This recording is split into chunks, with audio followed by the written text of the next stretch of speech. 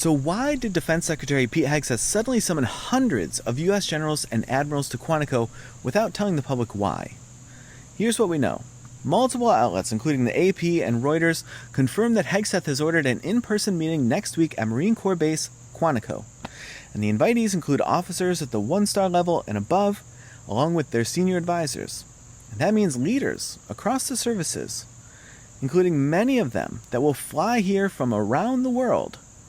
The Pentagon's official statement is only that the Secretary of War will be addressing his senior military leaders. No particular topic, no agenda, no public explanation. Vice President J.D. Vance called it routine. President Trump, on the other hand, called it a big story. He suggested equipment tours might be involved, and he even said that he may attend. So why does this matter? Because the scale and secrecy are highly unusual. Analysts say it's rare to gather this many senior commanders in person, especially without disclosing a purpose. So some attendees are flying thousands of miles without being told why. Now, civilian leaders do have the authority to call in military leadership, but the timing and lack of transparency have led to a lot of speculation. Some analysts think this could be about previewing the new national defense strategy, possibly tied to changes in force structure or command organization, and others see it as an alignment reset, following months of leadership turnover at the Pentagon. And some critics worry it could function as a message discipline exercise, or even a quiet loyalty test. Not that we've seen those before. And that's where the Constitution matters. The president is commander-in-chief, but that power doesn't override the law. Orders must flow from the president to the Secretary of Defense to the combatant commanders. And when it comes to domestic military use, the Posse Comitatus Act and the Insurrection Act impose strict limits.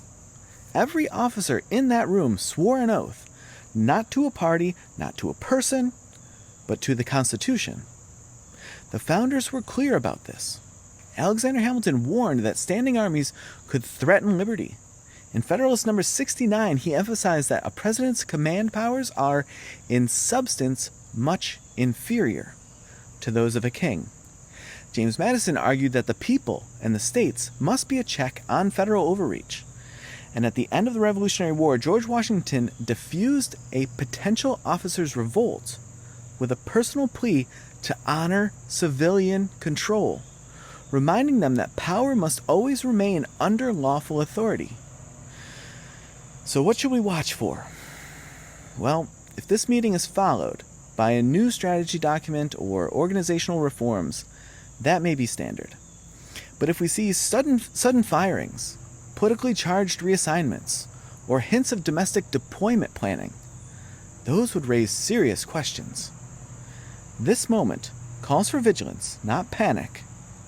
And the question isn't whether civilian leaders can call in the military, it's whether they do so in a way that respects the boundaries set by law and history and the Constitution itself. What would you consider a red flag in this situation, and what would reassure you that the system is still working? Let me know your thoughts in the comments. I'll be watching right along with you next week.